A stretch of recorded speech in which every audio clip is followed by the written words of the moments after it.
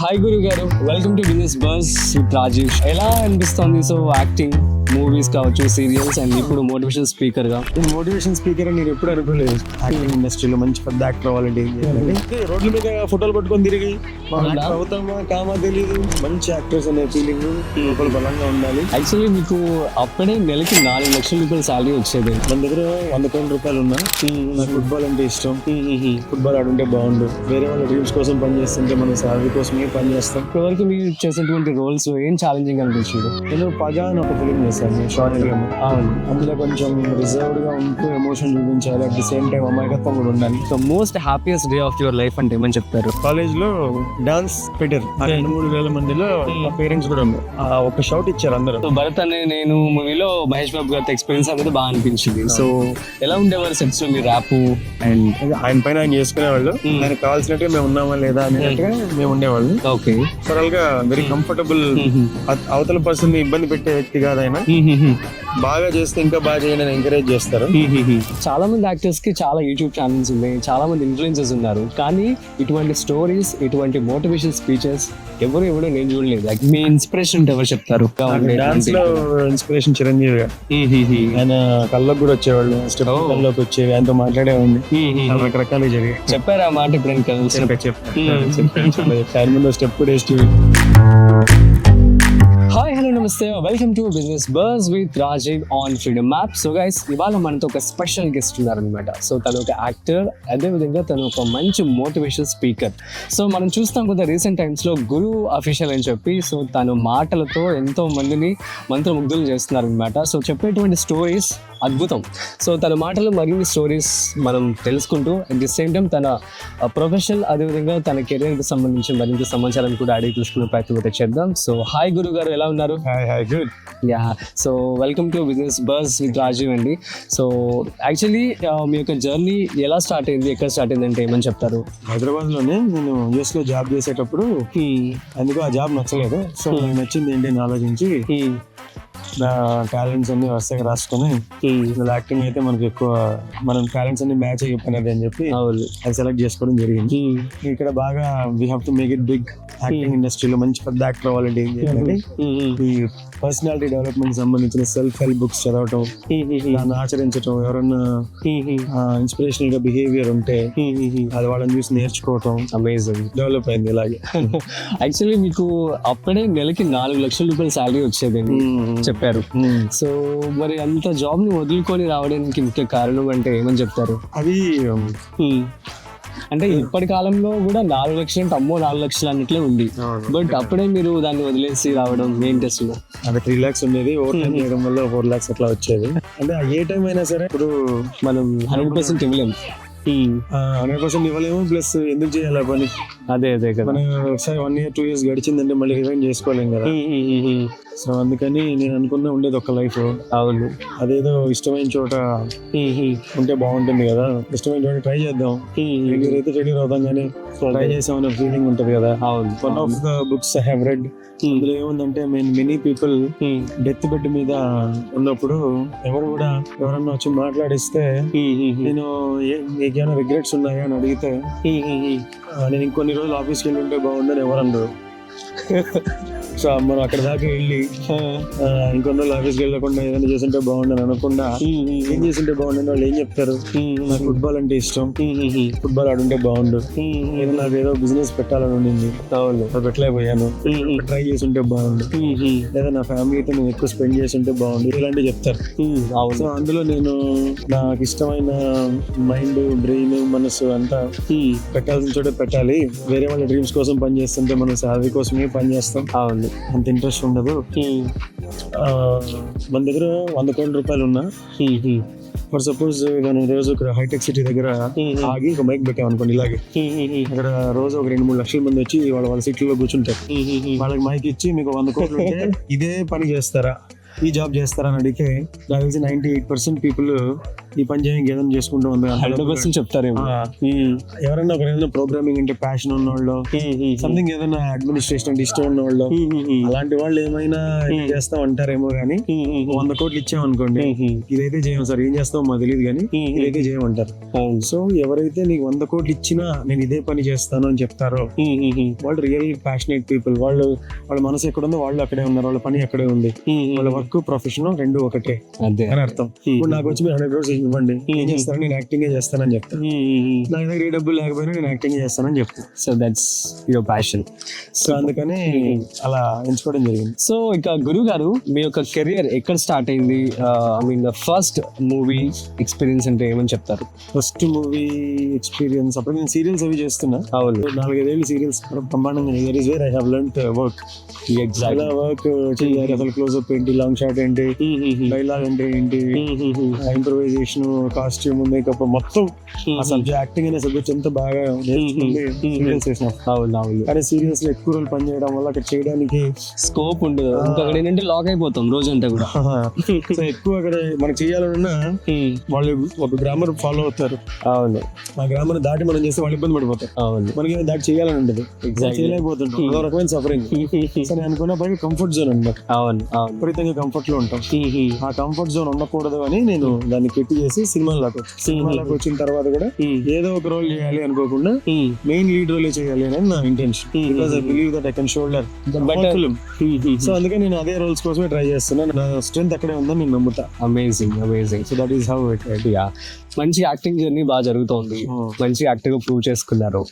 Sudden గా అసలు నేను ఒక విషయం చెప్పాలి, చాలా మంది యాక్టర్స్ కి చాలా యూట్యూబ్ ఛానల్స్ ఉన్నాయి, చాలా మంది ఇన్ఫ్లుయెన్సర్స్ ఉన్నారు, కానీ ఇటువంటి స్టోరీస్, ఇటువంటి మోటివేషన్ స్పీచెస్ ఎవరు నేను చూడలేదు యాక్చువల్లీ. సో ఎట్లా వచ్చింది అసలు ఇదంతా? అదే ఇందా మీరు చెప్పాను కదా, కొన్ని బుక్స్ చదివేవాడిని, వాటి ప్రభావం నా మీద ఉండేది అని చెప్పాను కదా. సో నేను పెద్ద యాక్టర్ అవ్వడానికి ఏం చేయాలో అవన్నీ నేను నేర్చుకుంటూ వచ్చా సెల్ఫ్ హెల్ప్ బుక్స్ ద్వారా, ఆచరిస్తూ వచ్చా. ఏది ఇక్కడ ఏం జరిగినా ఇందులోంచి మనకి ఏమన్నా ఉందా నేర్చుకోవడానికి. నా జీవితంలో ఏం జరిగిందని జస్ట్ మాట్లాడుతూ అది వినే వాళ్ళకి చాలా ఇన్స్పైరింగ్ గా అలా అనిపించిందే తప్ప నేను ఎప్పుడు పని కట్టుకుని పని చేయాలని అనుకోలేదు. నా జీవిత అనుభవాలు నేను నేర్చుకున్నవి అవే షేర్ చేసుకుంటూ వచ్చాను.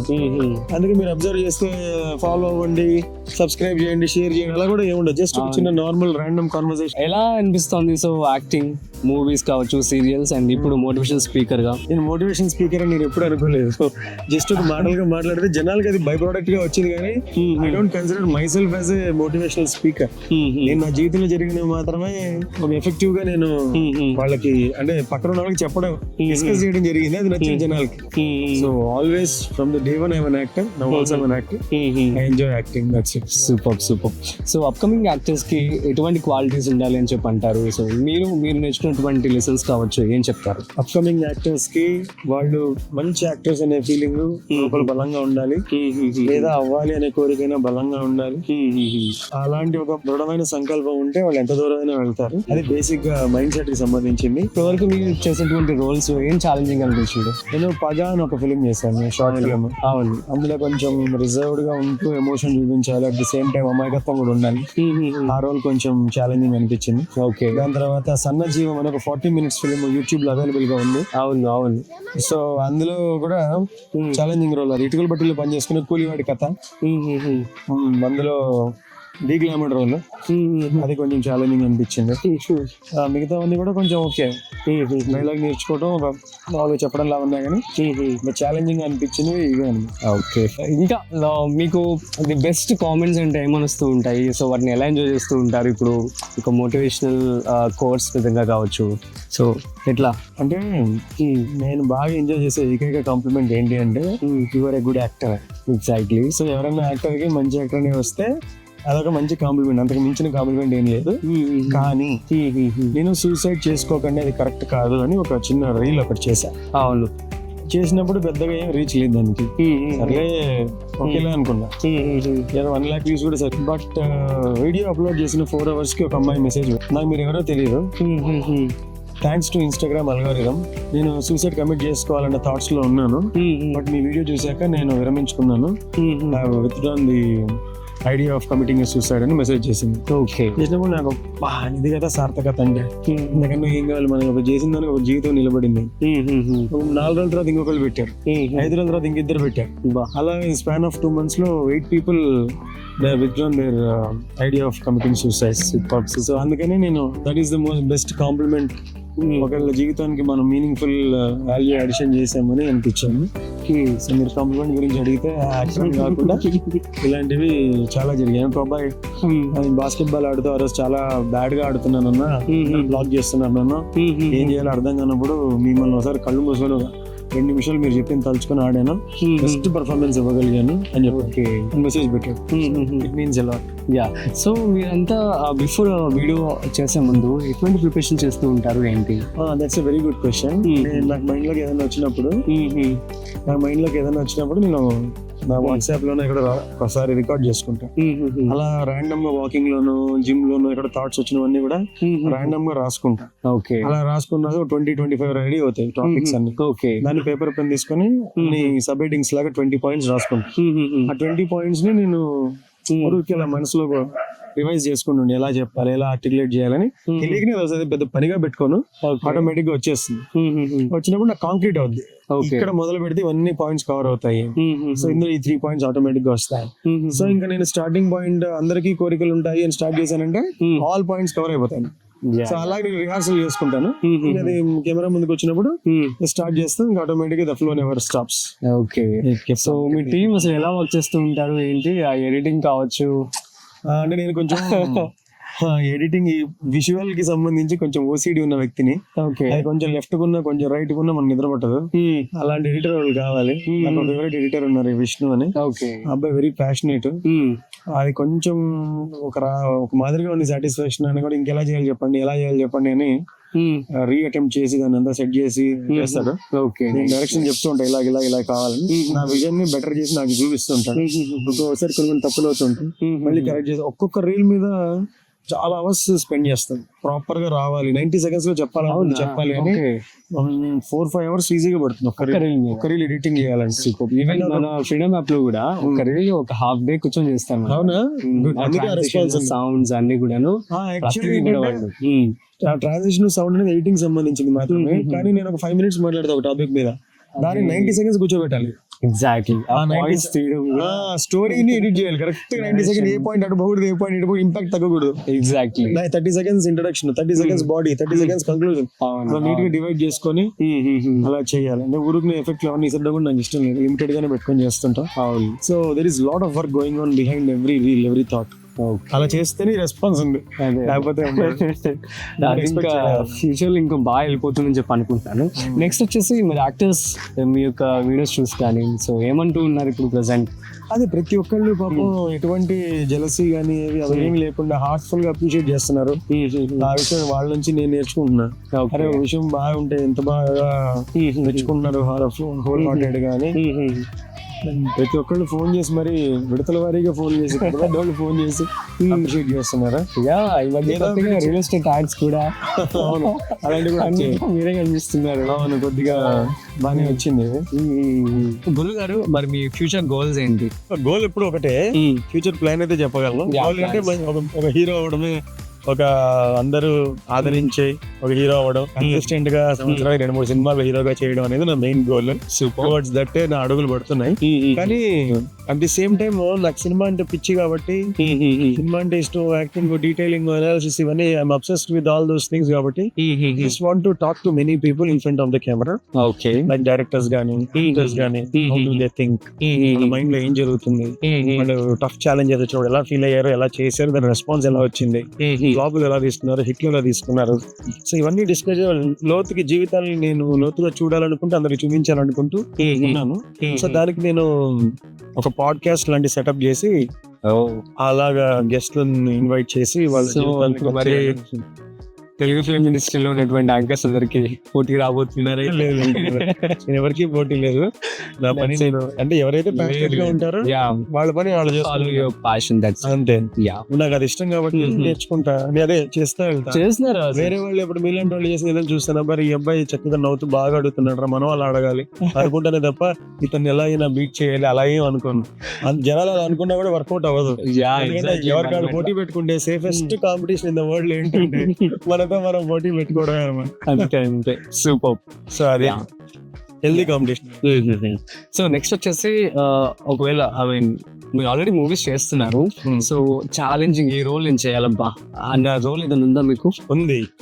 అదేమన్నా వస్తుంది చేస్తానేమో నాకు తెలియదు. యువ సినిమా చూసారా మీరు? అందులో సూర్య క్యారెక్టర్ ఉంటుంది చూసారా? అతని పేరు కూడా మైకేల్. ఆయన student leader. I want to do something as a student leader గా చేయాలని నాకు ఇష్టం. ఓకే. ఫ్యూచర్ లో పొలిటీషియన్ కూడా పొలిటీషియన్ ఆల్రెడీ చేశాను. అంటే రియల్ లైఫ్ లో కూడా ఏమన్నా అంటే అలాంటి థాట్స్ ఏమైనా ఉన్నాయి? మోటివేషన్ కి వచ్చారు తర్వాత యాంకరింగ్ అన్నాడు. యాక్టర్ కి సంబంధించిన రోల్స్ అంతేగాని ఓకే మనకి మైండ్ ఎక్కడ పని చేయాలి. అంతే Rajeev. Yeah if you don't mind, so మీరు చెప్తానంటే చెప్పండి. ప్రెసెంట్ ఇప్పుడు పుష్ప 2కి సంబంధించి సో ఒక కాంట్రవర్సీ జరుగుతుంది బయట, అసలు అది నెక్స్ట్ లెవెల్లో ఉంది. ఏమంటారు దీని గురించి? ఏంటో ఇక్కడ మంచి క్వశ్చన్ అడిగారు. నా ఆన్సర్ ఎవరికి నచ్చకపోవచ్చు, చెప్పండి. So guys once again, so నేనేంటంటే ఇప్పుడు పుష్ప 2 కాంట్రవర్సీ జరుగుతుంది. ఇట్స్ నాట్ ఎవరిని ఇరికించడం కాదు. సో తను ఒక మంచి మోటివేషనల్ స్పీకర్, అంటే I mean to say like తన అనాలిసిస్ అనేది ది బెస్ట్ అనమాట. సో చాలా మందికి నచ్చుతుంది కాబట్టి తను అంత ఫాస్ట్ ఇన్స్టాలో ఫేమస్ అయ్యారు. At the same time so తన మాటల్లో అసలు తన ఓవర్ వ్యూ ఏంటో కనుక్కుందాం. పుష్ప 2కి సంబంధించి దీని గురించి మీరేమంటారు? దీని గురించి నేను ఏం అన్నాండి, ఎందుకంటే ట్రెండింగ్ టాపిక్స్ గురించి మాట్లాడడమే ట్రెండ్. ఎగ్జాక్ట్లీ. ఓపెన్ చేస్తే అందరూ మాట్లాడుతున్నారు. ఎవరికి ఉపయోగం? ఆయన నిజంగా తప్పు చేస్తుంటే కోర్టు శిక్షలు ఉన్నాయి, జరగాల్సినవి జరుగుతున్నాయి. మనం దానివల్ల పట్టించుకోవడం వల్ల ఉపయోగం వాళ్ళకి లేదు, మనకి లేదు. ఎందుకు ఈ నాయిస్? ప్రతి ఒక్కరి ఫోన్ లో ఓపెన్ చేయగానే అదే గోల, అదే పోలీసులు, కొట్లాడాలు, కుప్పుకోవడాలు. మన పనులు వాళ్ళు చేసుకునేంత మన పనులు మనం చేసుకున్నాం. నేను ఎప్పుడు చెప్పేది అదే, ఫోకస్ ఆన్ యువర్ థింగ్స్. నిజంగా నీకు అది అవసరం అని అనుకుంటే నీకు తెలిసిపోతుంది. అరే తుఫాన్ వస్తుంది జాగ్రత్త పడవం, రోజు తుఫాన్ వస్తుందా అని చెత్తకో. నీకు ఏదైనా ఇబ్బంది ఉంటే అదే ఆటోమేటిక్ గా నీకు తెలిసిపోతుంది. నీకు తెలియని విషయాల గురించి నువ్వు ఎక్కువ ఆలోచించు. ఇలా జరిగిందా, అదేమన్నా కరెంట్ అఫైర్స్, జనరల్ నాలెడ్జా, ఏంటంటే తప్పు చేస్తే శిక్ష పడుతుంది, చేయకపోతే పడదు. ఓకే. వాళ్ళు they are big people, they can take care of their own selfs. We need to interfere. మన ఒపీనియన్ చెప్పి దానివల్ల ఏం జరుగుతుంది మనం చూడలేదు, ఏం జరిగిందో కనపడినగా చూస్తాం, కనపడింది నిజం అనుకుంటాం. ఒక్కోసారి కళ్ళతో చూసింది కూడా రాంగ్ అవ్వచ్చు. అలాంటప్పుడు మనం అక్కడ లేకుండా జడ్జి చేయడం అనేది చాలా easiest thing in the world అండి. ఎందుకంటే జడ్జి చేయకుండా ఉండాలంటే చాలా కష్టపడి ఆలోచించి వెళ్ళి చూసి మాట్లాడి నీ చేయాలి. అవంతా మనం చేయం కదా, అంత ఓపిక లేదు. జడ్జి చేయడం ఈజీ కాబట్టి అది చేస్తాం. సో నేను అక్కడ లేను, నేను చూడలేదు కాబట్టి నేను దాని కామెంట్ చేయను. అదే కాబట్టి నా టైమ్స్ ఏమవుతుంది, ఇలాంటి పాడ్కాస్ట్ లో ఇంటర్వ్యూలు 3 చేసుకుంటాను. తేల్చేశారు. సో అన్నిటికీ న్యాయం చెప్తుంటాను లేకపోతే అవే ఫాలో అవుతారని అంటున్నారు. సో గురుగారు, సో నెక్స్ట్ వచ్చేసి గురుగారు, ఇప్పటి వరకు ఈ స్టేజ్ వరకు రావడానికి చాలా మంది చాలా ఛాలెంజెస్ కూడా ఫేస్ చేస్తూ ఉంటారు. So in your life the అసలు అన్ఫర్గెటబుల్ ఛాలెంజ్ అంటే ఏం చెప్తారు? నా లైఫ్ లోనా? Yeah. So even acting career లో కావచ్చు, ఓకే, ఇది సీరియల్స్ అండ్ మూవీస్. చాలా మంచి క్వశ్చన్ అడిగేవారు, కానీ దీనికి ఆన్సర్ కూడా మంచి ఆన్సరే, కానీ it's universal answer. But it has to be underlined. ఏంటంటే మీరు ఒకవేళ జిమ్కి వెళ్తున్నారు అనుకోండి, ఇమాజిన్ యు ఆర్ 120 కేజెస్ ఉన్నారు, 130 కేజెస్ ఉన్నారు, జిమ్కి వెళ్ళారు, చాలా హెవీగా ఉన్నారు, చేస్తున్నారు. ఇంత శరీరం ఎక్కడ ఏ మజిల్ కరుగుతుందో, లోపల ఏం జరుగుతుందో ఏ ఐడియా ఉండదు. 1 వీక్ చేశారు, ఇలా టవల్ పిండితే ఎలా అయితే నీళ్ళు వస్తాయో అలా వస్తుంది చెమట. 1 వీక్ చేశారు, 2 వీక్స్ చేశారు, ఏం మార్పులు తెలియట్లా. 3 వీక్స్ చేశారు, నో చేంజ్, నథింగ్. ఏం జరుగుతుంది 3 వీక్స్ లో? మీరు చేసే 50 minutes లో అవును ఎంత చెమట కడితే మాత్రం ఏమవుతుంది? ఏదో కొంచెం బాగానే ఉంది, ఏదో నిద్ర వస్తుంది తెలిసిపోయాను అంటారే గానీ ఈ చేంజ్ కనపడదు. కానీ అలా మీరు కంటిన్యూ చేయంగా 2.5 months కో, 3 months కో, 10 weeks కో, 12 weeks కో మెల్లగా కనపడిన వాళ్ళందరూ ఏంట్రా సన్నపడ్డావా, కొంచెం గొంతు కనపడుతుంది, లూజ్ అయినట్టుంది ప్యాంటు, తగ్గావు కదా అంటారు. మనం ఒక హెడ్ నాడ్ ఇస్తాం, ఎందుకంటే కష్టపడుతుంది మనం కదా, యా అలా హెడ్ నాడ్ ఇస్తాం. ఎవరు కనపడినా తగ్గావరా అంటూ మనకి రిజల్ట్స్ కనబడేలాగా మాటలు ఫీడ్బ్యాక్ ఉంటుంది. From that day you'll be charged even more. Exactly వచ్చిందిరా మనకి రెస్పాన్స్ వచ్చి అప్పటిదా గంట చేసేవాడు గంటన్నర సరే చేస్తానంట. ఇలాగే కొడితే మొత్తం షాక్ అయిపోతాడు, నేను చూపిస్తాను అని ఒక లోపల నుంచి ఒక సెల్ఫ్ కాన్ఫిడెన్స్, ఒక కమిట్మెంట్ పెరిగిపోతుంది. అవును, ఎనర్జీ బూస్ట్ అవుతుంది.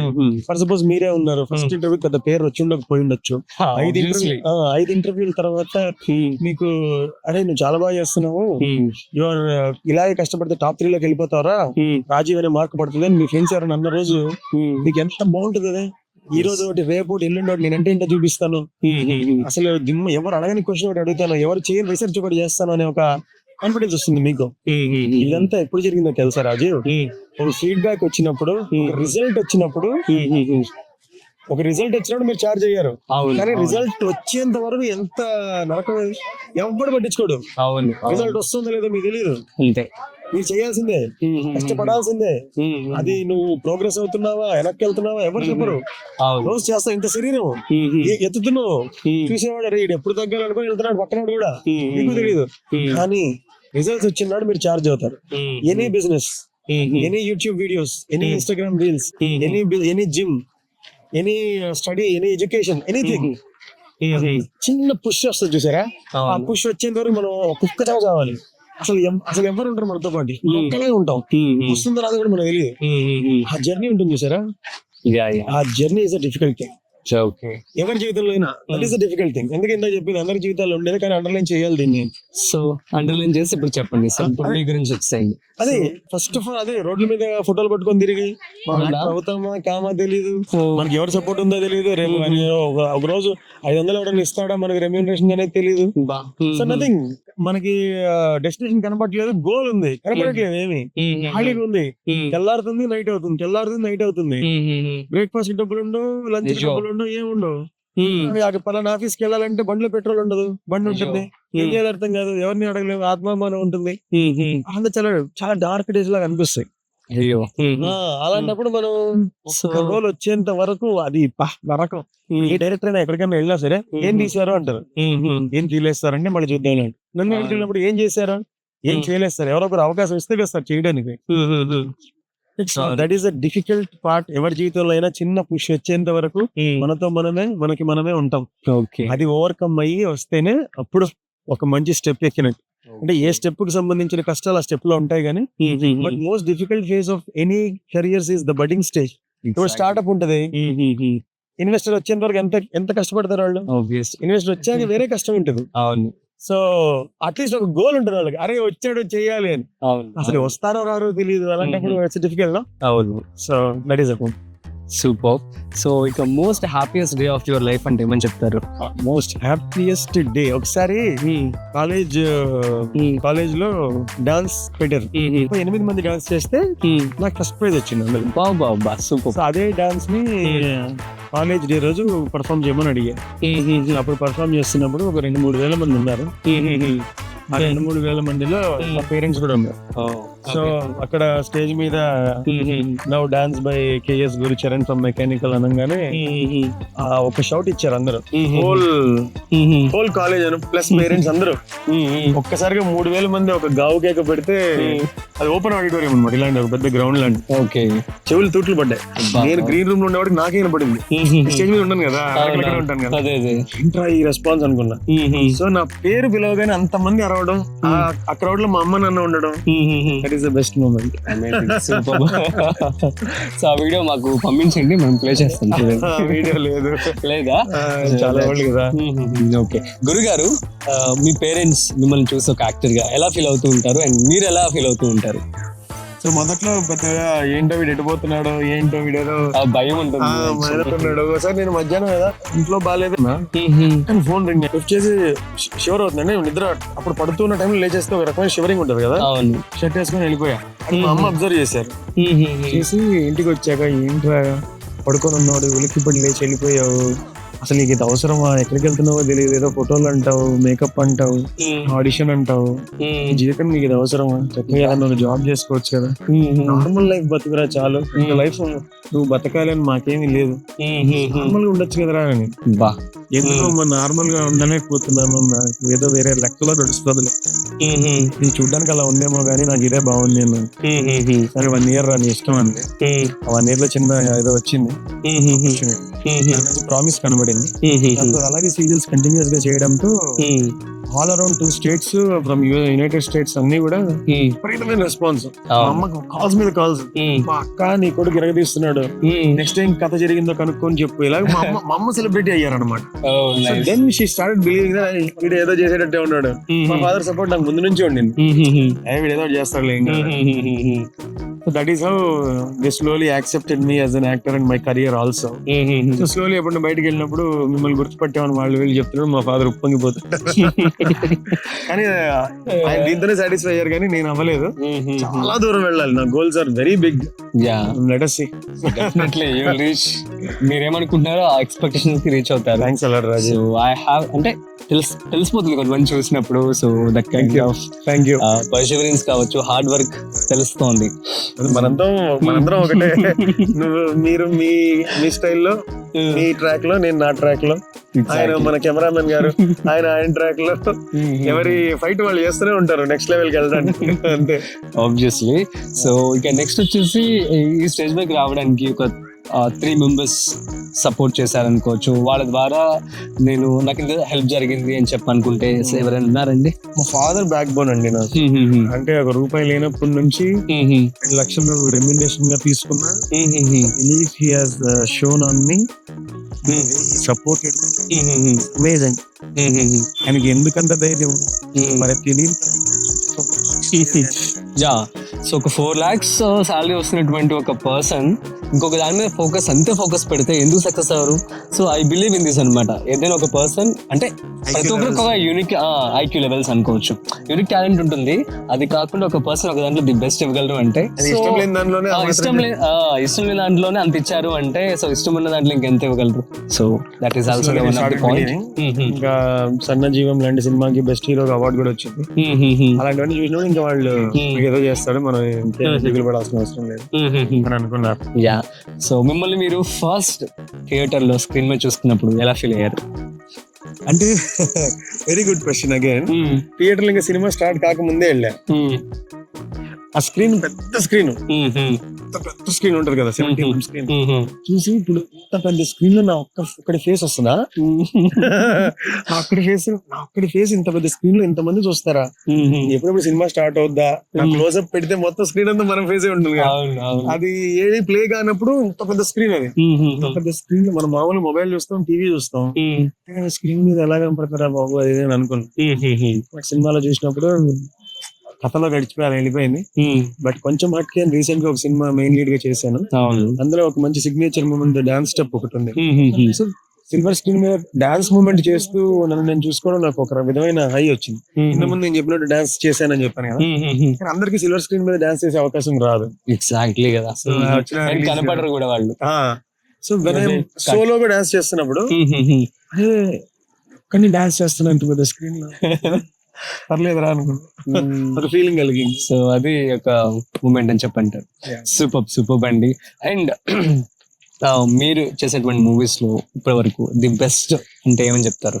ది బెస్ట్ అంటే భరత్ అనే నేను అనే ఫిల్మ్ లో యాక్ట్ చేశాను. అవును, అందులో యాక్ట్ చేసిన సీన్ అది డిలీట్ అయిపోయింది, సినిమాలో లేదు. అయ్యో, బట్ యూట్యూబ్ లో ఉంది. అందులో నాకు ఆల్ క్రాఫ్ట్మెన్షిప్ టుగెదర్ ఒక చోటికి వచ్చినట్టు అనిపించింది. కొరటాల శివ గారి direction, writing, and A S Prakash గారి production design, Ravi K Chandran గారి cinematography, opposite co actor is super star Mahesh Babu, మంచి కాస్ట్యూమ్స్, మంచి lighting, AC room, CM room లో సీన్ అన్నమాట. అవన్నీ పుట్ టుగెదర్. ఆ లైటింగ్ లో నా హెయిర్ స్టైల్, కెమెరాలో నన్ను ఇలా పెట్టి చూసుకున్నప్పుడు ఏంటి ఆ production design, lighting, camera, all professionals అందరూ ఒక చోటుకి వచ్చి చేశారు కదా, ఒక వావ్ క్రియేట్ చేసింది. సో ఓహో అన్ని ఉంటే ఇలా ఉంటుంది అనమాట. మనం మామూలుగా ఏదైనా చేస్తే ఒకటి ఉంటే ఒకటి ఉండదు కదా, అంత పెద్ద హ్యూజ్ ప్రొడక్షన్స్ చేయలేం కదా. సో అది హ్యూజ్ ప్రొడక్షన్ కాబట్టి అన్ని ఒక చోటుకి వచ్చాయి. Okay, so I felt like wow అనిపించింది. So super. So Bharat Ane Nenu మూవీలో మహేష్ బాబు గారితో ఎక్స్పీరియన్స్ అనేది బాగా అనిపించింది. సో ఎలా ఉండేవారు సెట్స్ లో మీ ర్యాప్? అండ్ ఆయన పైన ఆయన చేసుకునేవాళ్ళు, ఆయనకు కావాల్సినట్టుగా మేము ఉన్నామా లేదా అనేట్టుగా మేము ఉండేవాళ్ళు. ఓకే, ఓవరాల్ గా వెరీ కంఫర్టబుల్. అవతల పర్సన్ ని ఇబ్బంది పెట్టే వ్యక్తి కాదు ఆయన. బాగా చేస్తే ఇంకా బాగా చేయండి అని ఎంకరేజ్ చేస్తారు. సో పెద్దగా టెన్షన్ పడాల్సిన అవసరం లేదు. యూజువల్ గా గొప్ప వాళ్ళందరూ ఎవరిని తొక్కాలనుకోరు. మనం అనుకుంటాం ఏదో అమ్మో వచ్చాడంటే ఏదో అన్నేస్తాడు, తిక్కేస్తారు. వాళ్ళు ఏమనుకోరు. దే నో ద ప్రాసెస్, ఎక్కడి నుంచి ఎక్కడికి వస్తారని కంఫర్ట్ గానే ఉంచుతారు. మనం మీ ఇన్స్పిరేషన్ ఎవరు చెప్తారు? ఎంతో మందికి ఇన్స్పిరేషన్ గా ఉండే డాన్స్ లో ఇన్స్పిరేషన్ చిరంజీవి గారు. ఆయన కల్లోకి కూడా వచ్చేవాళ్ళు, స్టెప్ కల్లోకి వచ్చేవి, ఆయనతో మాట్లాడేవాడిని. చాలా రకరకాలుగా జరిగాయి. చెప్పారా మాట ఇప్పుడు చెప్పాను. ఆయన ముందు స్టెప్ కూడా వేసి చూపించి ఏమన్నారు? ఆయన అంటే నేను 2 minutes లో 5,000 words మాట్లాడుంటా. అంత స్పీడ్ గా మాట్లాడుతూనే ఉన్నా. ఆయన వచ్చి నీకు కనపడితే మళ్ళీ మూమెంట్ మిస్ అయిపోతుందని. అంతే కదా, అది కూడా చెప్పా ఆ స్పీడ్ లో. సార్ 25 ఏళ్ళుగా కలిస్తే చెప్పాలనుకున్నాం, అన్ని వచ్చేస్తున్నాయి sir, please bear with me అంటే ఆయన. సో అలా జరిగింది. గ్రేట్ అండి. So super. సో ఎంతో మందికి మోటివేషన్ కోర్స్ ఇచ్చేటువంటి మన గురువు గారు ఈ రోజు ఒక కథ చెప్పబోతున్నారు. కథ కాదు కానీ ఒక విషయం నేను మామూలుగా చెప్పాలనుకుంటుంది ఏంటంటే, మీరు కెరియర్ లో ఎంత సక్సెస్ సాధించినా, డబ్బులు సంపాదించినా, మంచి మనసు అనేది చాలా ఇంపార్టెంట్. పక్కన వాళ్ళు ఎదుగుతుంటే సంతోషపడండి, వాళ్ళ సక్సెస్ ని మీ సక్సెస్ గా సెలబ్రేట్ చేసుకోండి, జెలస్ గా ఎన్వియస్ గా ఉండకండి. ఎంత సక్సెస్ సాధించినా లోపల అనేవి కూడా మనసులో కూడా బాగుంటాయి. పండు చూడడానికి బయట బాగుండి లోపల కుళ్ళిపోతే ఎలా ఉంటుందో, మనం లోపల ఉండే బయట ప్రపంచానికి తెలియదులే అని అనుకుంటాం. అవును, మన లోపల వీడి సినిమా పోవాలి, వీడు ఏం బాగుండడు, వీడు రాకూడదు పైకి, ఇవన్నీ లోపల ఏమో ఇవన్నీ చాలా చాలా చాలా చిన్న థింగ్స్ అవి. ఎంత సక్సెస్ సాధించినా ఏం చేసినా పండు బయట నుంచి బాగుండి ఓపెన్ చేయగానే లోపల పురుగులు ఉంటే అది ఎలా ఉంటుందో, మనం కూడా అలాంటి వాళ్ళమే ఆల్మోస్ట్ అందరం.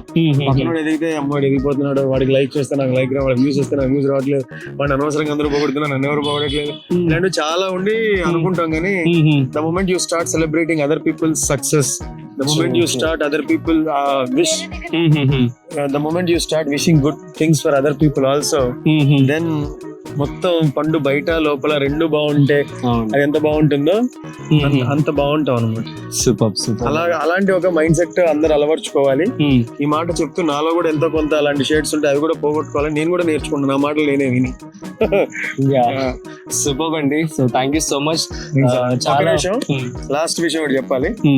యాక్చువల్ గా మీరు ఇంటర్వ్యూ స్టార్ట్ చేసినప్పుడు, ఇంటర్వ్యూ అనొచ్చు కదా, ఇంటర్వ్యూ స్టార్ట్ చేసినప్పుడు ఇంత గందరగోళంగా ఉంది, ప్రాపర్ గా వస్తుందో రాదో, రాజీవ్ మరి రిపేర్ అయినట్టుగా నాకేం కనబడట్లేదు, కొంచెం కన్ఫ్యూజ్డ్ గా ఉన్నాడు, ఏమో మనకు ఉంటాయి కదా అలా అనుకున్నాను. కానీ the way your asking questions one by one slowly, చాలా చక్కగా అసలు ఏమీ తడుముకోకుండా నీట్ గా 1 by 1 అడుగుతూ, I have learned that from you. Thank you so much. చాలా బాగా చేశారు. Thank you so much. Very nice. లేదు actually I wanted to make it a point end of the interview కల్లా పాయింట్ చెప్పాలి, miss అవ్వకూడదని నేను last లో నాది ఒకటి ఉంది అని చెప్పింది. మీరు అడగండి, లాస్ట్ లో ఎవరు చెప్తానని చెప్పింది. అవునా? So thank you so much. It means a lot. And అడగగానే మీరు రావడం జరిగింది. సో గైస్, సో మీ అందరికి కూడా మంచి కాంటెంట్ అయితే గురువు గారు ఇవ్వడం జరిగిందని చెప్పి నేను అనుకుంటున్నాను. మీరు ఇటువంటి యాక్టర్స్ తో మనం చూస్తూ ఉంటాం, బయట చాలా మంది చాలా నార్మల్ కాంటెంట్ చూస్తూ పిచ్చిగా ఉంటూ ఉంటారు. బట్ ఇట్లాంటి పర్సన్స్ ఉండడం కూడా మనకు చాలా అరుదు అనమాట. కాబట్టి సో ఇలాంటి పర్సన్ మనకి దొరికారు. సో మీ అందరూ కూడా ఎంజాయ్ చేస్తారని చెప్పి అనుకుంటున్నాను. సో మరొక స్పెషల్ ఇంటర్వ్యూతో మళ్ళీ కలుద్దాం. అంతవరకు చూస్తూనే ఉండండి freedom app. This is Rajeev signing of.